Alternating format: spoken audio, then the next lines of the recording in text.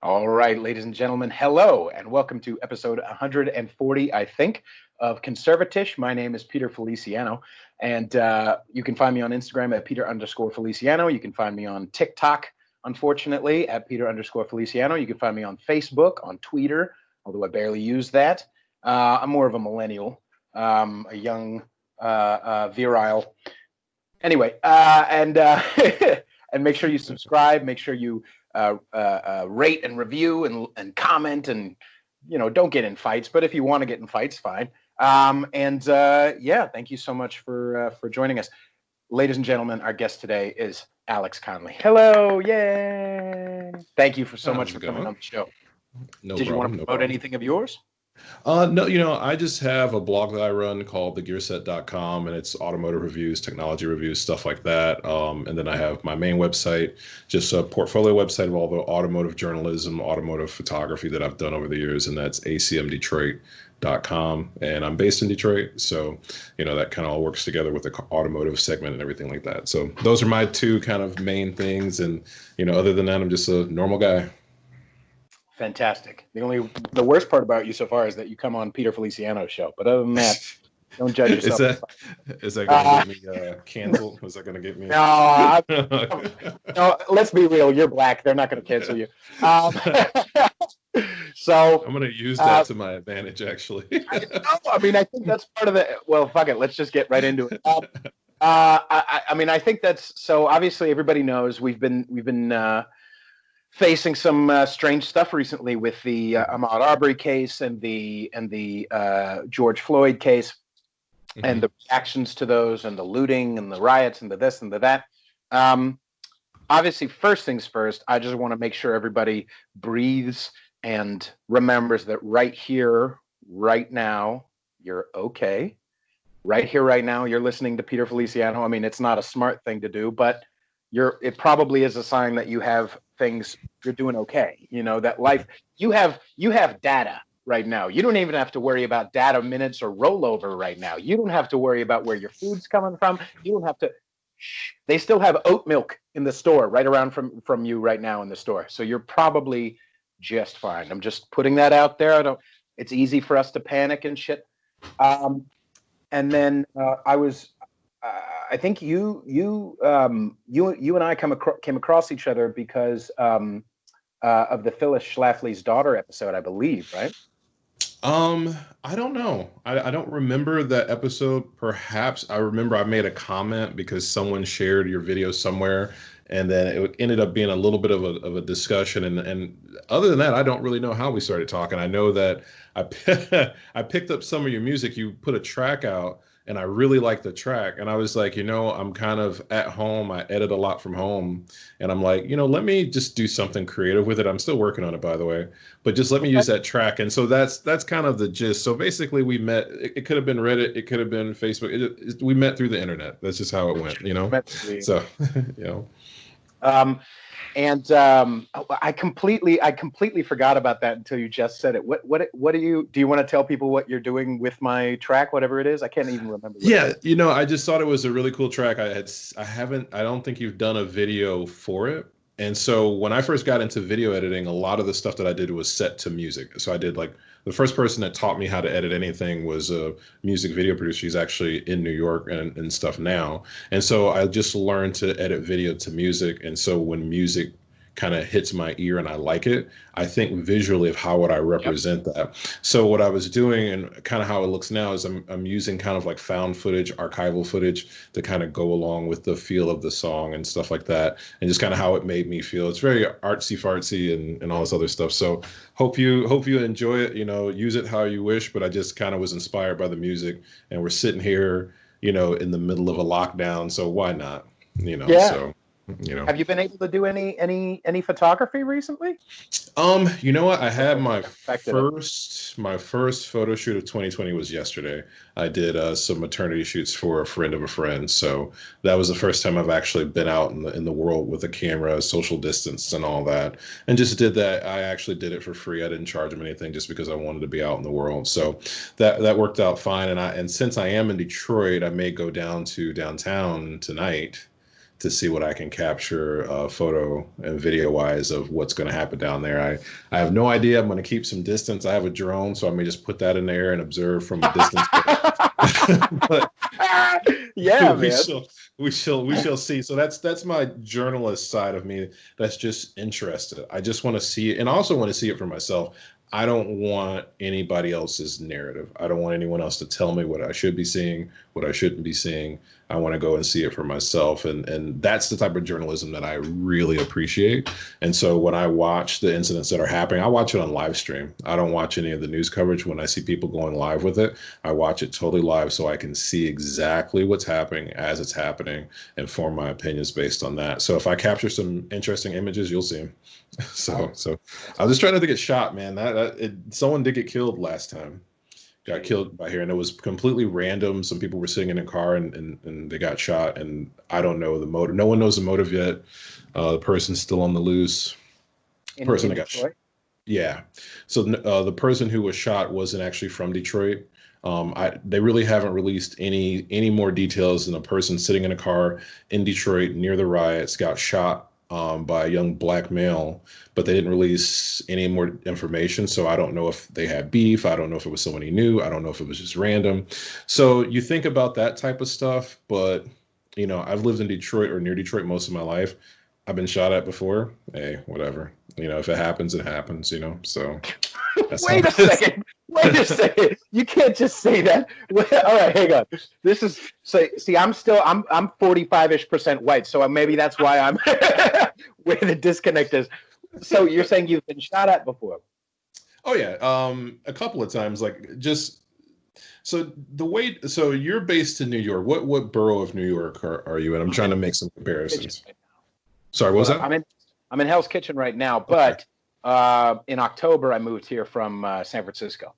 Okay, so Detroit is a little bit different. The crime in Detroit is literally block by block, street by street. You could have a street in Detroit that has gone 40 years and never had a violent crime, right next to a street in Detroit that's had 4 murders in 3 years.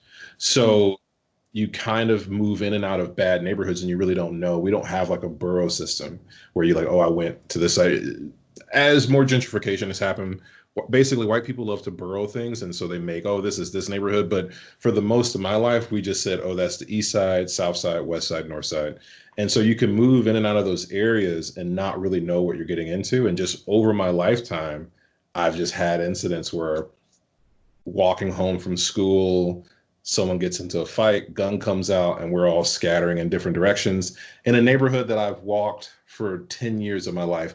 Never seen anything bad happen, never seen anyone, go through anything like that. So just from being in and around the city over the course of years, it's happened. It's happened, especially in the 90s, because the 90s were rough in Detroit.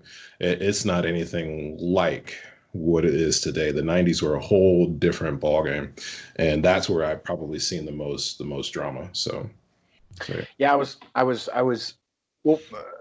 Obviously to set it up, you're a race trader.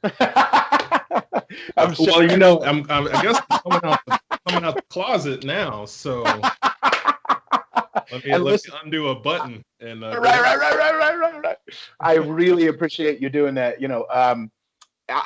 Just as a side note, I mean, or maybe you don't, but people who don't know the show, like I rarely can stick to a tangent. I love listening and reacting, and I like going down rabbit holes and stuff. But I really appreciate people who are willing to flex that muscle, and I respect absolutely anybody's privacy. I respect their.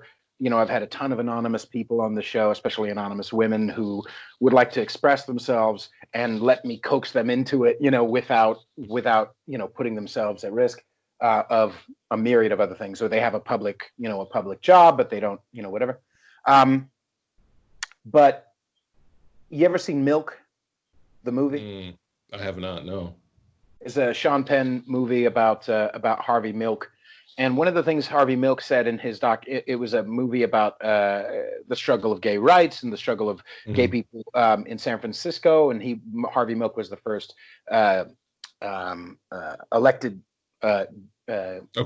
gay. No, he wasn't a governor, but he was to a city. Yeah. Anyway, and he was saying in that movie, which so I'm assuming he kind of at least said something similar in real life. He said part of the ways that non-gays will get okay with us, part of the way that prejudice will go down is if more of us come out of the closet. Mhm. Part of the way is that the judgment and that the knee jerk, oh my God, I hate these people, will go down and decrease is if they know us. If they know us, if they know their sister or their uncle or their cousin or their grocer or their mailman or their milkman Mhm. knows, oh, this guy is gay. Oh, man, I guess I'm. It's not an other as much. Right. And Right. I feel like the same thing kind of applies to either conservative or conservatish or libertarians or even people who are fully liberal except for one issue, because this is very Mhm. complicated, obviously. Mhm. Mhm. Um, but I feel like that's part of the way things will calm down as far as vitriol against conservatives. Yeah, I definitely agree with that, and I think that idea hits multiple facets of what I've seen about just race and just differences of opinions. For example, when you live in the upper Midwest or you live in a Midwestern area, there's this stigma about other places in the country, like say the South, that oh my God, everyone's racist, everyone hates black people, this and this and that. Well, the majority of black people in this country still live in the South. And the other part is that the majority of black people that lived in the North came from the South. So there is a huge difference, I think, between the two cultures in the sense that Detroit, Democrat city, Democrat area, we're Democratic governor, we are very segregated. Detroit is 89, 90% black next to cities that are possibly 80, 90% white. We don't have that crossover. And it was always interesting to me. Like, we're in this place that everyone says the racial harmony should be off the chain. And it's not, in the sense of where people live next to each other, where people decide that they keep their company. You travel to the South, black people, white people are intermixed everywhere. I lived in Dallas, Texas for about a year, and I was told not to go. Everyone up here kind of thought cowboys, rednecks, horses, just kind of all bad things. And I get to Dallas, and I didn't wholeheartedly believe it. I was like, we'll see. I just went for the economic opportunity, Mm. and I was absolutely shocked. I go to the mall, Asian people, white people, black people, all in the same mall in equal numbers. That does not happen in Detroit. We have more of the black malls. We have the upper middle class white malls, and they're not in the same area. And so that was always interesting to me, is that these people have intermixed. I bet you there's a lot less tension Mm-hmm. overall because you have to live next to these people. You get to know them, you get to see them every day. So I think that is a huge point, and I think that is very valid. Yeah. Right. Yeah, I had that same experience. Obviously, I live in New York, but I did grow Hmm. up in San Francisco for Okay. most of my life. And it is very segregated, and not Mhm. intentionally, maybe. It's Maybe. mostly just that maybe I think I've always said, like, I think white liberals want their blacks in their philanthropy and in their art, but not on their streets. And they want to have like fancy dinners, to like help the poor, but like don't come don't near me. actually Um, don't actually know any poor people. yeah. And in San Francisco, even though I think a lot of it is based in culture, not Hmm. race necessarily. In San Francisco, you have Indian people and Asian people of many different types of Asians. You have whites, you have kind of blacks, except mostly in Oakland. But what happens is that everybody has the same culture. They're all on the same BART train with the same Apple earbuds and the same fucking, they're all watching the same Netflix shows and shopping Right. at the same Whole Foods and the same whatever. In New York, there's legit ass motherfucking Asians, you know what I mean, with their own Asian supermarket, shopping their own shit. You know what I mean? Right on the train next to a Hasidic Jew who's like fucking, he's repping the fucking, Jew Yeah, life, right? And then the there's curly cues. Yeah. right. And so like you do have that, even though there's different levels of segregation, or that's a Puerto Rican Mhm. neighborhood, or that's a whatever, there is a lot more mix. So culturally, they retain the culture, and yet they're right next to each other. Yeah. And just as a side note, because a lot of the vitriol these days, especially the last few weeks, has been poor black people, poor, evil white people. Mhm. And I'm not saying racism doesn't exist. Of course it does. But this is a very complicated issue. And last night when I started this new thing, you commented on it. I started this new weekly series on my social media. It's called "People of Color Do Horrible Things All the Time, Just Like Whites." And the number one, the only people I've had, there was one half Asian guy, Thomas Hiura, who's been on the show a couple of times. Love that guy. He was the one. He's the only non-white who was like, I don't really like this. But everybody else was pretty much white. You know what I mean? Like it was the Mexicans, the blacks, the people I've sent, who commented were all like, yeah, that's legit. Like, because they actually fucking know people of color, because they actually hang out with motherfuckers. They actually live in people of color neighborhoods. Yeah, and so that kind of like what you mentioned about the Asian community in San Francisco, we kind of noticed that here in Detroit, the Asian community is very pocketed here. And a lot of it, I don't know if this is a proper term to use, but fresh off the boat in a way that they don't integrate very well with the society around. It's like you go to a Chinese restaurant, you see Asian people, you have a business relationship, nice and cordial, never say anything wrong, never say any bad, but they don't live in the same neighborhood as black people. And it's a little bit different maybe in the college campuses, but I noticed that as soon as I visited California, Portland, the Asian people were much different, much more willing to engage and talk to you. I mean, like, girl had on Jordans. I've never even owned a pair of Jordans. Like, I've never seen an Asian woman wear Jordans. And I'm like, am I sheltered? Like, is this how it is? Daly City. Go to Daly City. All my San Franciscans understand. You'll see Filipinas who say the N-word and got big old hoop earrings. Go to Daly City once in your life. And that is another interesting point, because the Filipina community actually does integrate well with the black community. My mom was a nurse in a Detroit hospital for 40 years, and I grew up on Pansett because a lot of nurses are Filipino. And so you have black nurses, Filipino nurses, and white nurses all kind of intermixing, and they bring in potluck.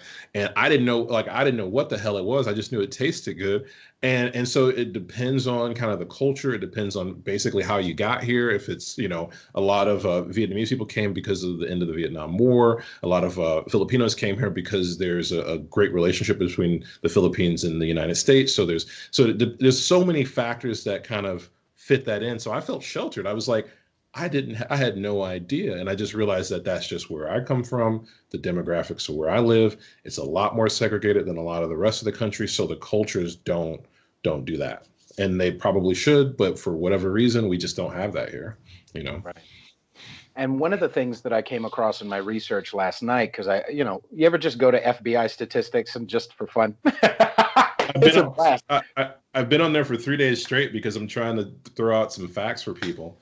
Like, I'm like, Bureau of Justice statistics and like all this other stuff, just trying to put some perspective in what we're talking about, and that's all, Right. And that's what I was doing with that post, and obviously I took days to like write it and edit it. And I'm like, my first draft of that video was like, I was yelling. So like, I was like, let me take out all the cuss words. Let me shorten it down. Let me make sure that this is, so people it can be more palatable. And by the way, FBI.gov has who in the fuck, if you guys want more socialism, it's not going to work out. Go to FBI.gov once in your life and watch what the government can do with a website. Holy that's the worst design I've ever seen in my life. You can't go anywhere. You can't do anything. Oh, click this new forum. It's like, where's the fucking document, motherfucker? Yeah, you want to find the document and there's 5 different links and none of them go to the document. Thank you. Amazing. Anyway, and one of the things I found, because, one of the actually so far, and I'm new here, but so far, one of the only things I've seen since I've been here where there is genuine racial tension to the point of violence, and this is going to be coming up, I think, in my next post. Should I spoil it? Yeah, fuck it, I'll spoil it. Is black people assaulting Jews in Brooklyn. There was a I've heard about this. of it Mm-hmm. over the last year and a half, where group of black teens, either they'll throw a pole, like one group of black teens hit a Hasidic Jew or hit a Jew. I don't know if it's Hasidic or whatever. Hit a Jew in the back of the head and then threw a metal pole while synagogue was happening. So in Brooklyn, there was a guy who hit. It's always like like they hit him with a book bag or hit him in the back of the head and say "fuck you, Jew" or "fuck," It's like a lot of horrendous activity towards Jews from blacks in Brooklyn, and yet not a fucking peep, not a march, not even a post, and yet I'm not saying that what the cops did in Minneapolis was right, but I'm just saying a little perspective, just a little perspective. Can you imagine for 1 minute if that wave of violence happening towards Jews was happening from whites? Brooklyn would be on fire right now. I'm going to fix my little camera thing here real quick. Just wanted to give you a minute to pop and cut that out before we get into it. I've heard a little bit about it. Like I said, for a lot of people in the Detroit area, New York is like a whole different world away. It might as well be in China, because what happens in New York just doesn't really affect us. I've been once, and I like the environment, and I like what New York has to offer, but I would never live there. I would never live there. So I've seen very similar things in which you try to bring up comparative analysis of, okay, we have this thing happen, whether it be a crime, like you mentioned, the Jewish kind of being assaulted by black teens, or you even mentioned black teens assaulting other black teens, or you mentioned black teens assaulting white people. It doesn't get the same play. And I've been thinking, like, so what is this? What is that? Why do we do that? Why are we not looking at information equally across the board and calling things as they need to be called with facts and evidence? Why are we only playing up one side and downplaying the other side? The best thing that I can think of, if we look at all of the major cities that are having riots right now, those cities are primarily Democratic control. You look at Minneapolis, which I was in Minneapolis just last year, a couple of blocks from where the riots are. I have family and friends there. They can smell the smoke from all the fires and things happening. And one of the most liberal cities in the Midwest, I found out that the state, the state itself voted. They had the highest voting percentage of any state in 2008, and they primarily voted for Barack Obama. So a state in and of itself, I would say, if I'm young and black and I need to move somewhere where I have a black police chief, a Democratic mayor, a high voter turnout for presidential elections, primarily for Democrats, where would I be safer than that? Just from the standpoint of social programs and understanding. And most of these cities are burning. So I feel like what's happening is that there's a reluctance to take on that argument because it will upset the people who are keeping those Democrats in power. If you start saying to your constituency that, hey, I understand that there's police brutality and that's wrong, but then you can't go into other communities and rob, steal, and kill either, they're going to turn on you. They're going to say, how dare you talk to us like that? How dare you insinuate that black people are going into the suburbs and committing crime? It's not going to work out for you. You're going to get voted out of there. So I think that there's this balancing act that they're playing. They're trying to appease their constituency. But the problem of it is that I feel that, sometimes when you love people, you criticize them. If you ever get around someone that never tells you you're in the wrong or you didn't do something right, they don't love you. They don't care about you. Yes. So they will let you destroy your own city for the sake of not offending you in the media. The white parts of Minneapolis are not burning. It's the black parts of Minneapolis that are burning. They went to the Target in their neighborhood and rioted. They didn't go to the Rolex store in the suburbs, which, hell, that's where I would have went. Fuck the dumb shit. Right. If I had to go riot and risk my freedom for something out of a store, it's going to be a $40,000 Rolex. Like, right. You're not going to catch me with like some sports equipment and give me a year in jail for looting or something. Or the motherfucker with the Legos. Oh. Jesus. White people can you keep cool for 1 second. Jesus. If I'm gonna do the crime, I'm gonna do the crime, right? Like I'm gonna come out there with a couple of Rolexes and then go, and go up north for a while until everything lay low. That's just me, but and so that's what I kind of see in the ether, is that these people are afraid to criticize their constituency when their constituency is clearly wrong. And just from my background and my upbringing, I was raised as a Christian.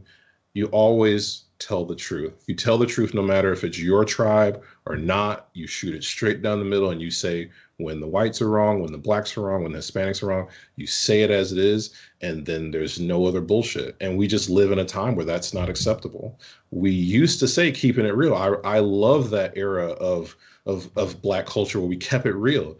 We're keeping it 100% fake these days. It's not real, And you can tell with the absolute love of snitching that happened over the last 10 years.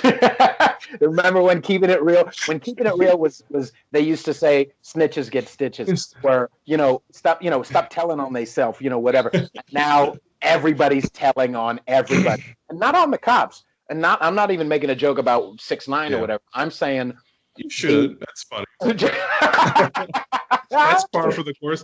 Snitches nowadays get like the most views on Instagram Live. Like that's right.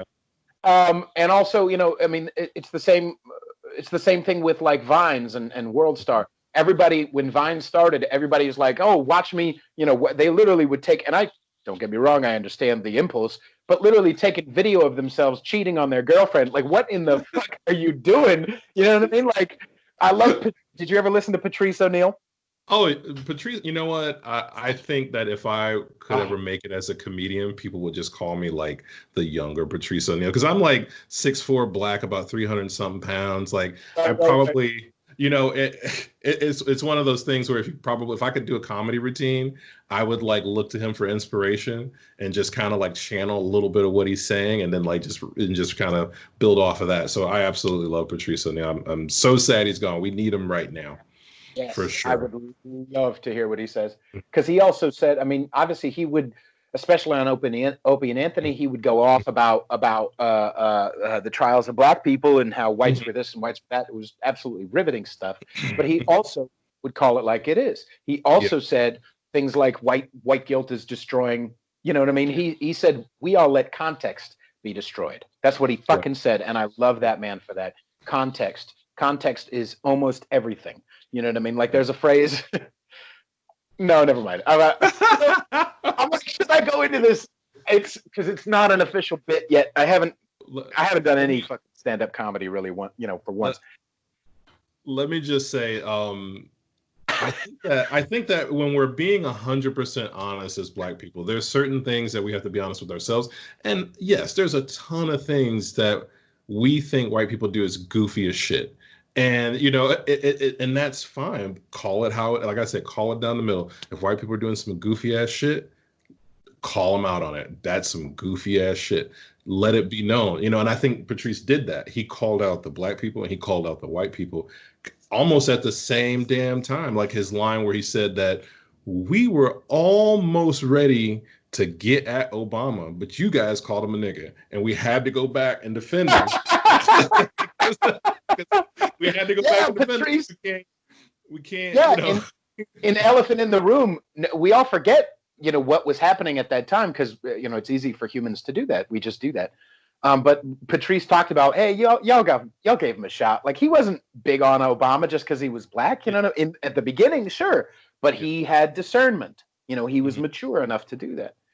And one of the things that really bothered me as far as calling it like it is, when I was looking at, there's got to be a reason besides just race, because if you look at the actual thing in Minneapolis, you're looking at 2 of the 4 cops who were there, who were involved, were Asian. Derek. Wow. Okay. Huh? I didn't know 2. Okay. Yeah, it was 2-0, and I think the other guy's name I can't remember, but it's a fucking Asian name. I haven't seen the guy's picture, but come on. Okay. Nobody from Nebraska. Nobody from Nebraska has an Asian name. But and not just that. Chauvin, whatever the guy's last name, was he being a piece of shit? Absolutely. Here's my personal view on it. Here's my personal view on it. I think Chauvin was being an asshole. Okay. And I think he was abusing his power. I think he was trying to hurt George. But first things first, I don't think he was trying to kill him. Let's just take, by saying he got lynched, that implies intent. You're telling me that this, even if he was the most evil racist in the world, he knows he's getting videoed. How in the sweet hot fuck would a guy knowing he's being videoed actually kill a motherfucker right there on the street? Was he being abuse of power? Absolutely. But intent, lynching, stop. You know, in every single one of these situations, I have always taken the same stance. We're going to need to wait till all of the evidence comes out, all of the factors come out, both sides of the story, because that's really what justice is.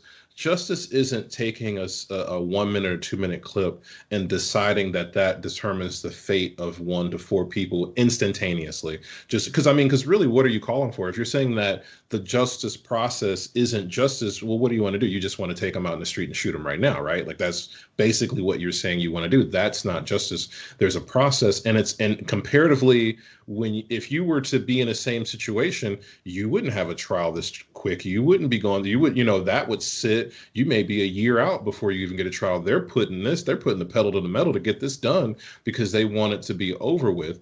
I think that when we look at the evidence that comes out, we'll have a clear perspective.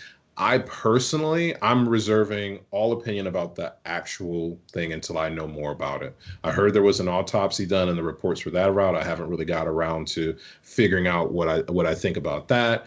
I know that they talk about something about they could have possibly knew each other. So there's some more dynamic to that. I heard that he was complaining about he couldn't breathe before they ever put hands on him. So he could have been already in medical distress, and then what they did made it worse. I think my issue comes from the narrative that this is a common occurrence, that there is someone dying on a routine and regular basis from abuse of power from a police officer to the level that it means you burn down or try to burn down every major city in the country. I believe it does happen. We need to address it when it does happen. But statistically, if I want to be honest with you, me going down into Detroit tonight, even without a riot, I have a much higher percentage of getting shot and killed and robbed or whatever than a cop coming up and just deciding out of the blue to assault me and kill me for no reason. Now, and this is the problem, people have a hard time kind of internalizing statistics. If the statistics say something that they don't feel in their heart, they usually don't trust the statistics. It's kind of like everyone. I used to listen to Adam Carolla a lot when I used to listen to a lot of podcasts, just because I like his style, and he also does like home improvement stuff, and I'm kind of a nerd like that. But he was saying that people just can't understand facts and data. He was saying, the likelihood that your kid goes into someone else's house, finds a gun, and mistakenly shoots themselves are far, far less than the number of kids who fall into their open swimming pool and drown each year. You will have PSAs, you will have public talkings, you will have all of this concerned around the idea of keeping your guns safe, locking your guns away, don't let kids touch guns.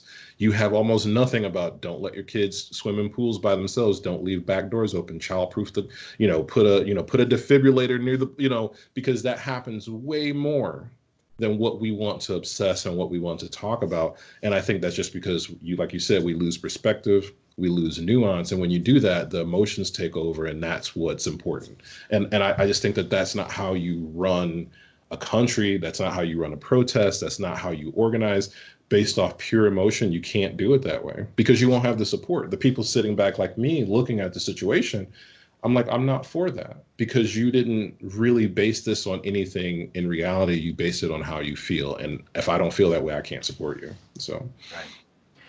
And the thing I have the most problem with is the whites, the white liberals.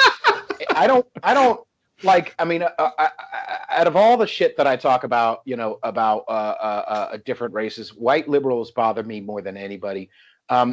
Mostly because of dishonesty. Mm-hmm. Mostly because of dishonesty. Because statistics, as far as let's talk about just specifically 2017 because I think because of that goddamn website, I can't fucking understand. I have I some can't find 2019 stats. I'll pull them up on my end. We'll pull them up. Well, let's look at them together like homework. Well, at the very least, 2017, 53% of the murders were committed, of the murder arrests were black men. The population for were black people. The population for blacks at that point was 13, maybe 14. You're talking about even if half of those black men who were arrested were just doing nothing wrong, and the evil white officer, are you fucking, even if half of that, even if you said half of the cops were just being evil racists, it still would be way above what it should be.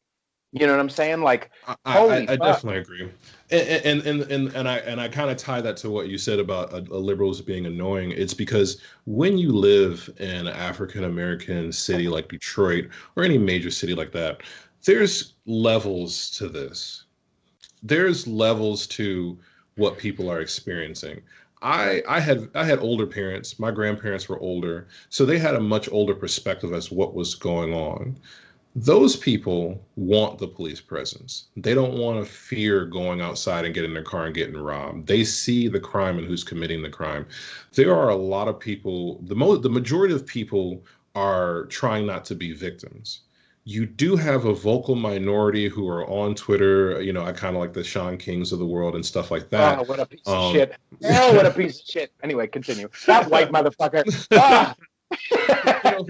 who's essentially trying to be like a white Al Sharpton of the day, right? Like he's trying to use his, leverage to, and a lot of the stuff we're hearing about is because of him, and then celebrities share what he says and what he thinks, and then it goes to the masses. Because I see memes pop up almost instantly, like something pop up, and then I'm like, why am I seeing people comparing the rioting to the Boston Tea Party? Like, this is the most asinine thing I've ever seen, is because someone fucking tweeted it and then everyone just ran with it. And I'm like, I'm like shaking, because I'm like, how did we get here? Like, how can, like, for one, how did so many people not pass American history to not understand the significance of the Boston Tea Party and what they did versus what we're seeing now, which is just people getting free shit?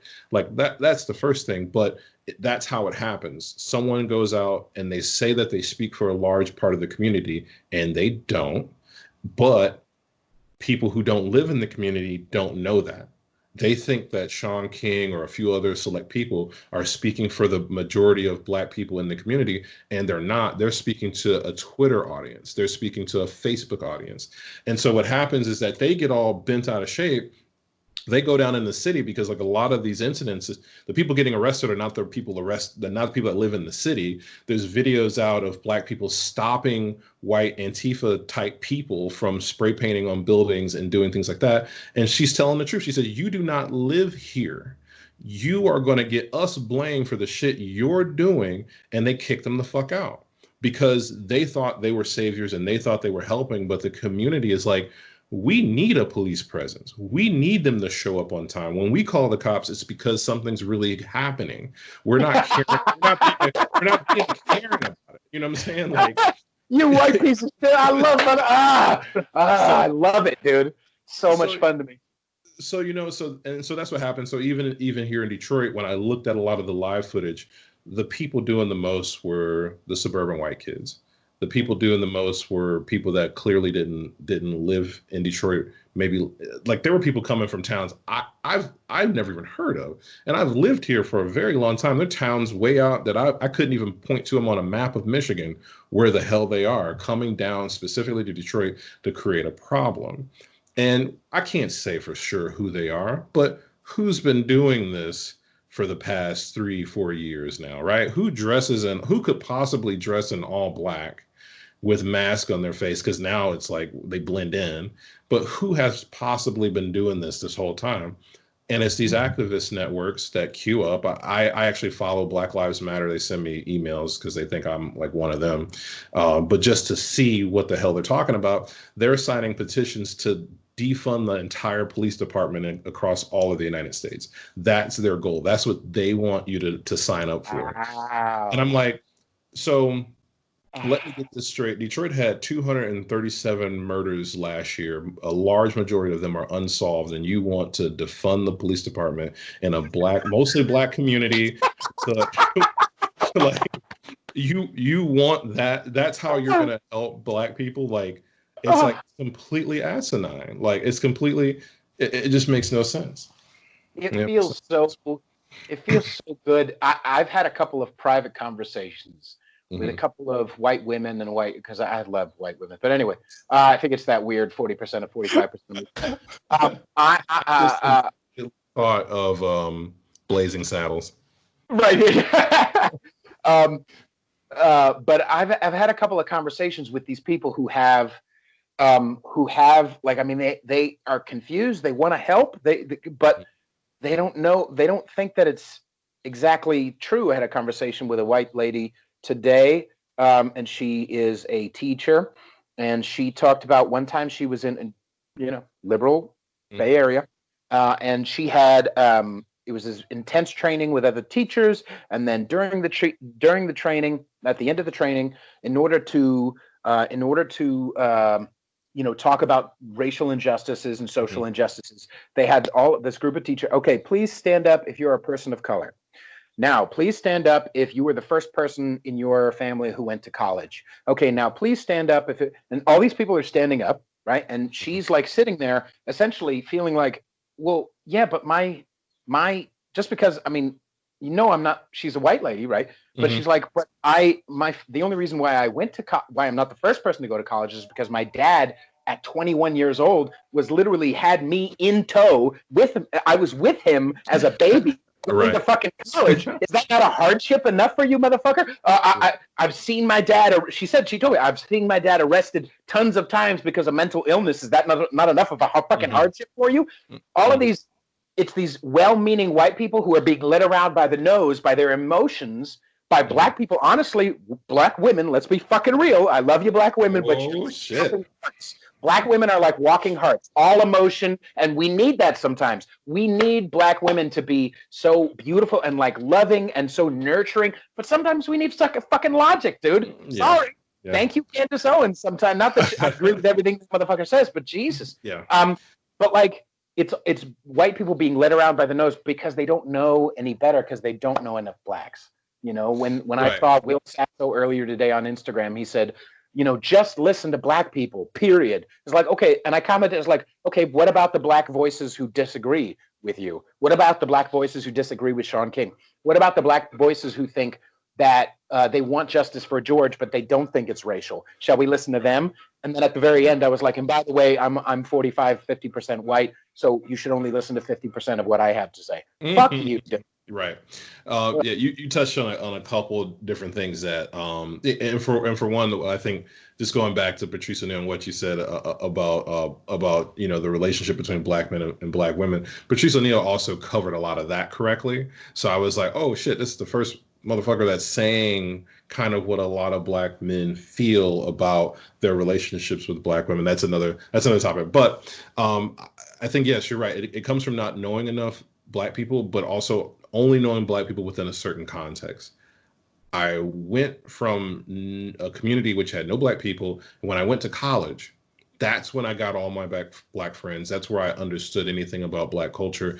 But all of you guys have the same, you're not diverse in thought because you're getting taught by the same teachers. So this is where black liberals and white liberals link up. And so they don't experience the full plethora of diversion of thought in the black community, because for a long time in the black community there was a division between older and younger. I remember my grandfather, like I said, being older. One of the things he hated was people coming through the neighborhood blaring loud stereos. Like that was something that older black people absolutely hated. And I remember we were at a stoplight and somebody pulled up and they were blasting a stereo. My grandfather was like pissed off and he rolled up the window. The guy next to him rolled down his window and said, I'm sorry, I didn't mean to offend you, and turned his radio down. There is no way in hell that's happening in 2020. Because we've let a lot of things slip. We let a lot of standards of behavior slip. Now we don't respect our older generation. We don't listen to them as much. We don't understand their perspective. And some of them have have a little bit more of a vitriolic perspective when it comes to race relations because they lived in the 60s. They lived in the 50s. My grandmother's like almost 100 and something. So she lived at a time where shit was really rough. But at the same time, she still had a family, had a house, had, 4 kids, relatively successful, as successful as you could be. So when I see people today saying that they can't make it, it's 2020, you have an iPhone, you have brand new Jordans, you have a satellite dish, you can't do better for yourself. I'm like, bullshit. Look at this. But Right. they're not talking. Those people that are kind of in that Twitter minority that are very, militant, kind of pro-black, they're not talking to the people that came before them and said, hey, all of these things may be true, but you can still make a change for yourself and make a difference for yourself. And like you said, people on the outside are being led by the nose, and what they're telling black people is that, you know what, you are right, you are a victim, you can't make it. By the way, vote for me because I'll fix all that. You know what I'm saying? That's the twist, is that if you vote for me, I'll come in and make everything better. Okay, so why are all of our democratic cities burning? Detroit has a black police chief, a pretty diverse police department. You'll see a lot more black police officers than you see white police officers in Detroit. City council's black, the Department of Education, majority black as far as the council and everything there. We had our first white mayor since 1963, a couple years ago. From that standpoint, all black mayors going all the way back to Coleman A. Young, which controversial figure, but he like I said, in the 1960s, different world. So why aren't these cities? Never even heard of him. I will say, look him up on YouTube. You will see some shit. It is absolutely glorious. Absolutely. What's his name again? You said Coleman A. Young. He was probably, since the 1960s, he was like the longest tenured mayor in Detroit. So a lot of my early childhood and stuff like that, I can't remember how many terms he was in, but it was a long time. It was like plus 10 years, I think, where he was a mayor of Detroit. And, no nonsense, straight off the hip, like people would appreciate him today because he calls things how it is. Controversial, no doubt, had some skeletons in the closet for sure, but motherfucker was real as shit when he called it how he called it. And at the time he called it. So, yeah, I think a lot of the problem is going back further than that. They don't really understand the culture fully. They only understand a small chunk of the culture. And from there, they make a lot of assumptions and they think that they're helping when they're really hurting. And, that's kind of the situation I think we're in. That's why you have so much of a vitriolic relationship as far as the races are concerned, because the people in the black community are so convinced that white police officers and white society in general is just out to get them. They literally feel this way. I think it's sad. But I don't know how you convince people who are so convinced of something because they feel it in their heart that, the statistics don't bear it out. You can preach to them about it, that, hey, man, if you just do what you need to do and don't worry about it, you'll be okay. It's hard to convey that. I'm not even sure how to. So. Well, I think part of the way, because I would say that part of the way through it, I think part of the way through it for white people is to cut through the identity politics. First things fucking first. And I got some criticism recently because I use identity politics to make fun of identity politics. And I use identity politics to hold up a mirror to the other white motherfuckers like, hey, stop. This is not simple. This is complicated. And then I also, but with black people, and especially when there's a lot of emotion, there seems to be, instead of just playing, they can't run the race card. So what they do is the Uncle Tom card. What they do is, you're a coon, you're tap dancing for whitey. It's like, can't we have any, have you faced any of that from your own experience? Oh, I got called a dog yesterday. Really? By a black guy?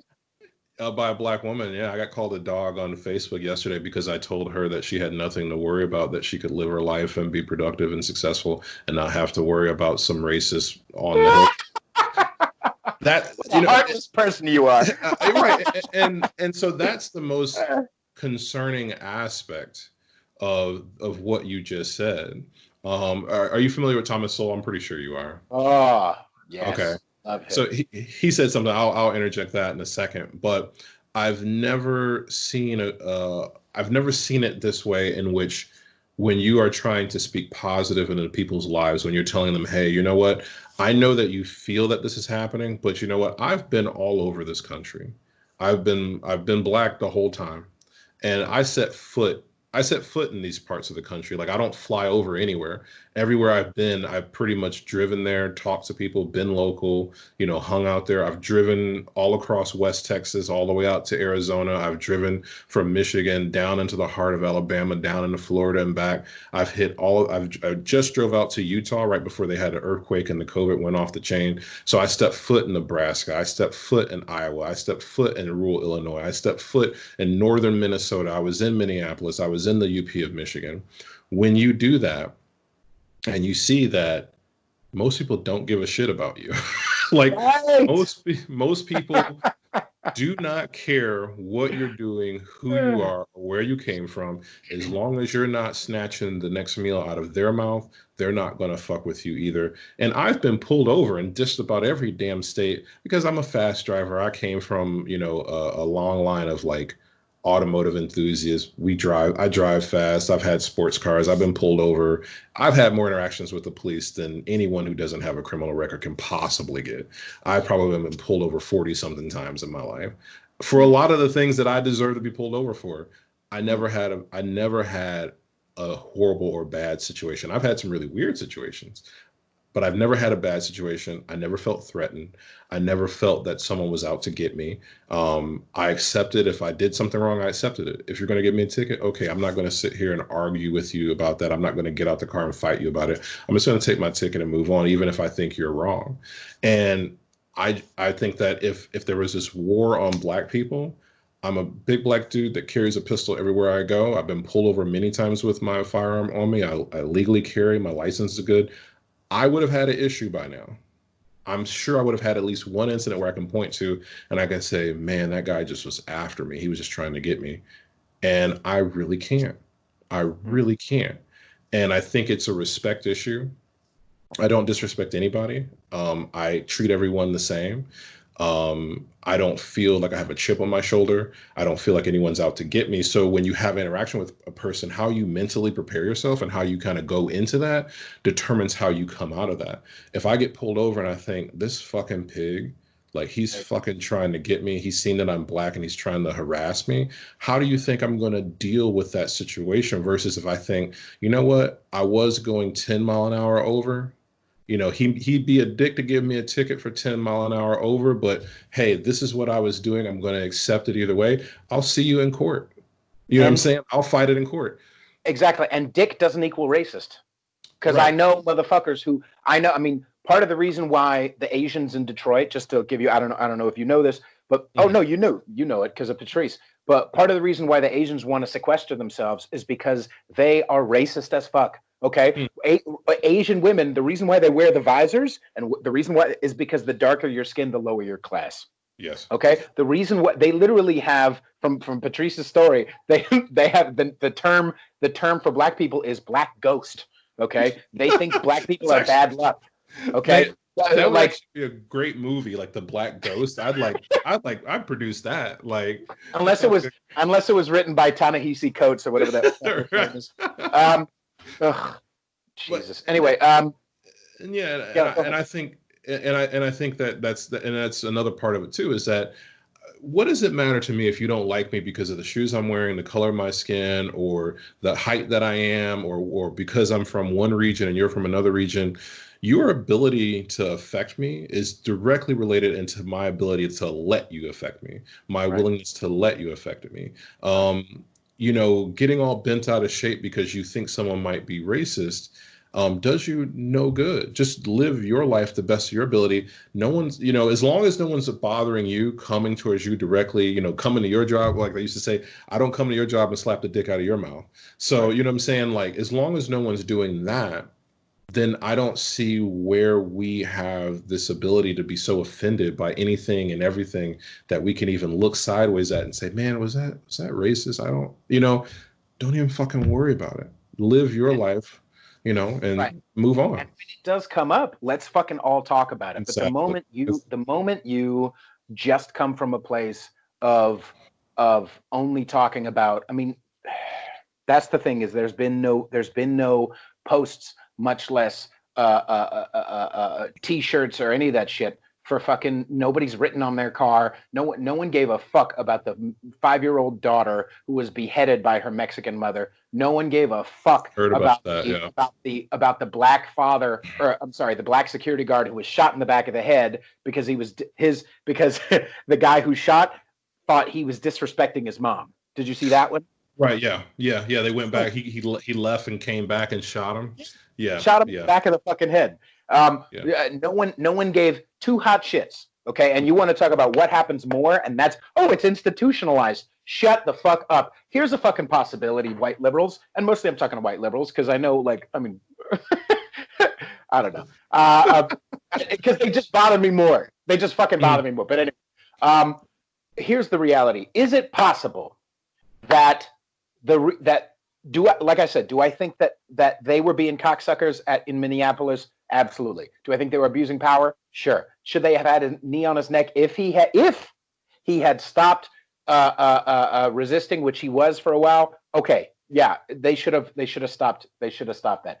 Now, at the same time, I don't think prejudice is always a bad thing. Number one, if I'm walking down the block at 1:00 in the morning and there's a skinny little broad walking towards me, she should feel a little scared. She should be ready with some fucking mace. She should be, because who's gonna fucking rape her? Probably a big fucking bald motherfucker who looks like a panda with alopecia. You know what I mean? Like, wow, that is profound. That is Thank you. Is sometimes good, not always. Certainly not when it comes to police. But at the same time, prejudice does also. Not only is it not sometimes bad or sometimes good, but it's not just one source. Experience is a great teacher. Experience is, I'd say, the supreme teacher. And if enough black people are doing some murderous ass shit and some robbery ass shit, even though they're 13%, they're at 27% of the arrests. There's gonna be it's both things are happening at the same time. Now, should cops have that vibe when they're going to go arrest somebody? They should try not to. But also, should blacks, I mean, if their experience is teaching them that this cop is going to be a piece of shit to me, can I understand it if that's actually their experience? Yeah. Okay, but should you try not to fucking have that experience so that you don't? I mean, look at any video on World Star. Holy Lord. Any video on World Star from 2016 is a black girl getting arrested in the hood saying, "Get off me, get off me, get off me." What do you mean, get off? What are you talking about? As if the cop's going to go, "Oh, never mind." Yeah, you know what I mean? Never mind. Yeah. Experience is the teacher. Do you know how many people have said, "I can't breathe"? More than just two motherfucking black people. I guarantee a ton of people, when they have tried to not be arrested, will say any off the wall shit they need to just get out. You know what I'm saying? I'm not saying it's okay what they did, but there's more than just racism here as the source. I feel like motherfuckers don't watch Cops anymore. Like, I feel like that used to be like prime time shit. Like, and you see all of the shit happening and the way it happens, and you get a sense like, God damn, this is what they have to deal with every day. Every person they put hands on or try to cuff or whatever is like, motherfucker, I can't breathe. Like, I haven't even touched you. You just have handcuffs. What do you mean you can't breathe? Like, what the fuck is going on? And so I think, do you think that the reason why you don't necessarily have love for liberals is because they are kind of butting their nose into something that they don't know about and they don't belong? Like, they're talking about an issue, they're talking about a thing where they don't really have the experience to talk about. They're kind of speaking as a representative. I think it's the dishonesty. I think it's dishonesty in any way bothers me the most. Like, one of the things that, I always talk about as far as Patrice is the dishonesty of men who are playing it like, oh, I'm just a little old guy and I don't really care. I'm a male feminist. And then it turns out they're the guy who is doing some, rapey shit. Dirtbag shit. Yeah. Right. I just want honesty. I don't mind when somebody is like, hey, I don't know, but to just lead with, I guess it's the dishonesty, because like I said, is from my experience living in San Francisco, these people don't know any people. I'll just try to cloud it real quick because I'm not.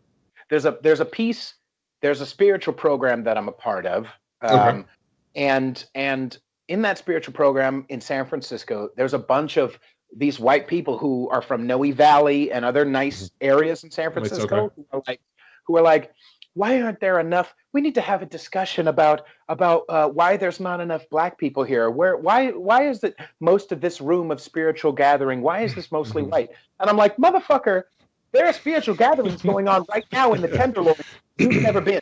In the Right. Tenderloin right now, there are these certain spiritual gatherings, and you've never been fucking once. And in that Mm. room, there's a bunch of majority of black Yeah. people. There's a bunch of mix, but you haven't Mm. been. But we have to look at ourselves. We have to really take into account our white privilege. Stop. Yeah, that annoys me too. And my local community has a Facebook group where people just carrying on each other. Like, for one, we need to get the message out there that Karens are not all women. There are very, very effective male Karens. And I look at this forum, and I live in a very, very liberal city in and around Detroit. And I look at these forums, and I just see I don't even know what you would describe it, but just the the self congratulations and also the self abuse that they put themselves through to be as woke and as connected as possible. Someone posted like, "Hey, because we live I live right off 8 Mile, so famous, made from the movie. I can basically see 8 Mile from my house on a clear day, and people in this community were concerned, like, what if this spills over across the border? Like, what happens and what should we think about doing?" And immediately the comments flooded in, like, "What are you insinuating? How could you possibly insinuate that these protesters, whatever?" You know what I'm saying? And it's like there's video of people saying, "We're coming to the suburbs next. We're going to Is it come out white to the people suburbs." versus white people? What is happening? Man, they shoot in all directions, brother. They don't. It's the super liberal white people don't necessarily get along with the blue collar kind of rednecky industrial white people that live roughly in the same area.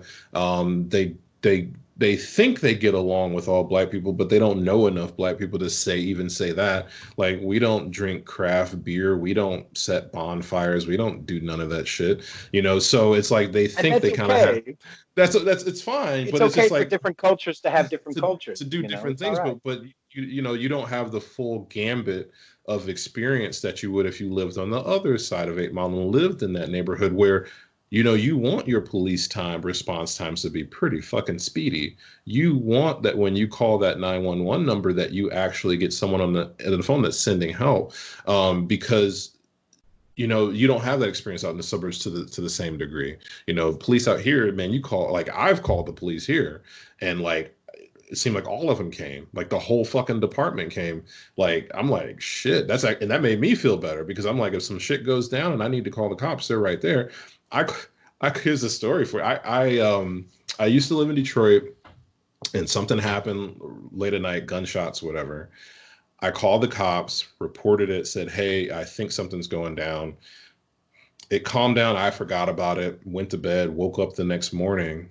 I get a knock at the door.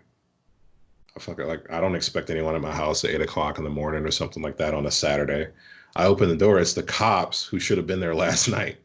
They were like, "Yeah, sorry, we just got around to it." Like, I'm Oh, like, what? I don't even. I'm in a whole different mode now, brother. I can't tell you what happened. I just heard some shit. And so when you kind of have those two dynamics, you're like, when you don't feel secure in your own city, and you don't feel secure in your own environment, that changes your perspective as to what the priority is. When you don't think that, you send your kids out to play in front of the house and they may not come back. And let's be honest, these incidents are not happening because some redneck from the middle of nowhere comes down to Detroit, like a boogeyman in the night, and starts snatching up black kids. Your perspective changes. You don't have this same exact, man, all white people are evil, all this and this and that, because you see crime within your own community and you're a victim of crime in your own community. So it creates a class system within the black community, actually. It creates a system where you have black working class, middle America type people that are just trying to live their life without being a victim.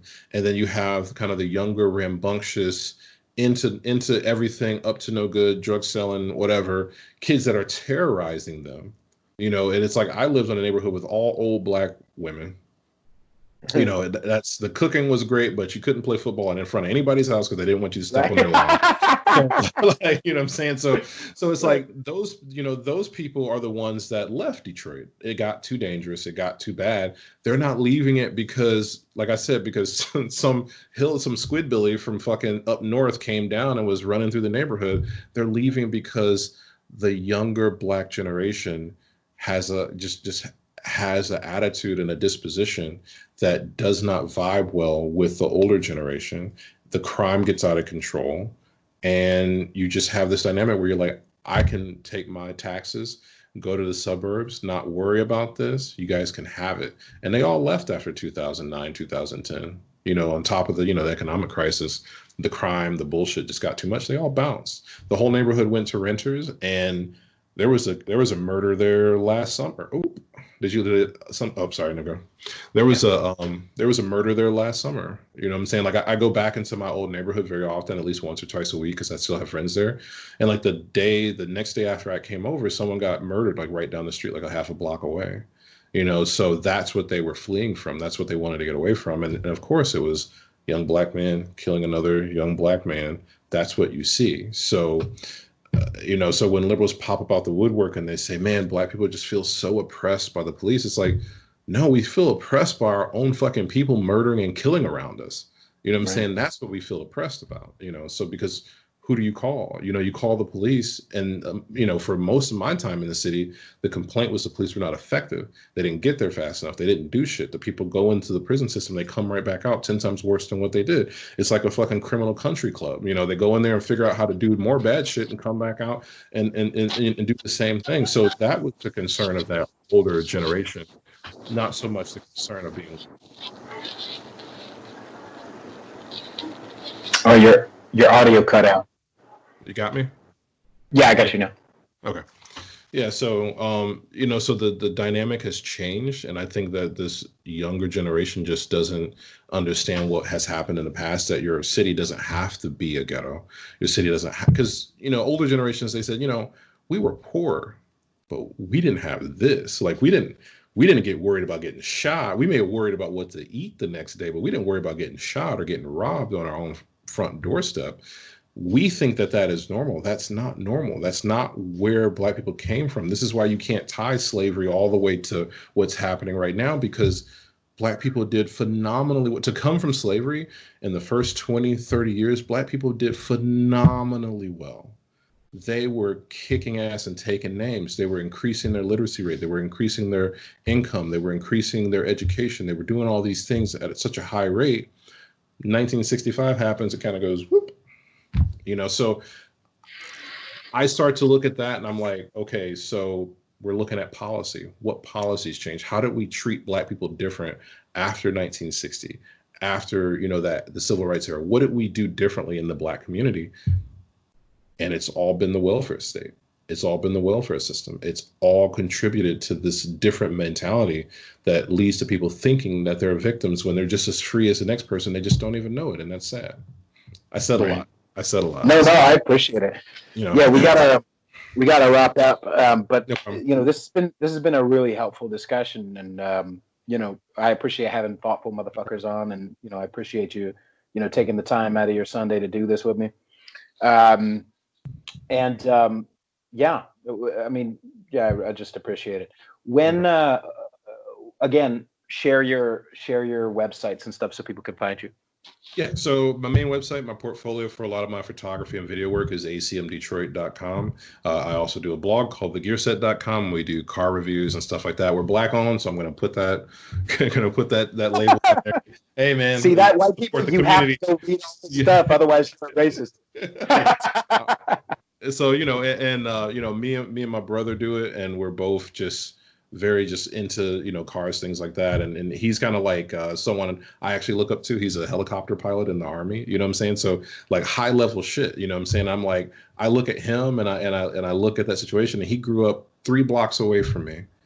If he can fucking do it, you can fucking do it. And I get called a dog for saying this, but there's only your own mindset that keeps you kind of in your situation if you don't want to be there. So, I'm just trying to spread positivity. I want Black people and white people to get along, and I want Black people to do better for themselves because they can, so.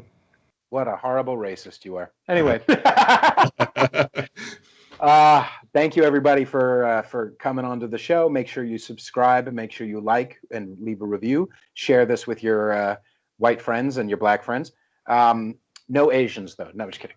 Share this with your people. And you can find me on Instagram at Peter_Feliciano and on TikTok at the same. Obviously Facebook as well as Twitter. And you can support this podcast and my music at patreon.com/conservatish.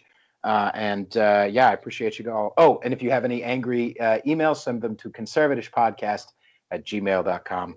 Thank you again, Alex, for coming on the show. I really appreciate it. No problem. Thank you. All right. Take care, you guys. Bye, Alex. Bye.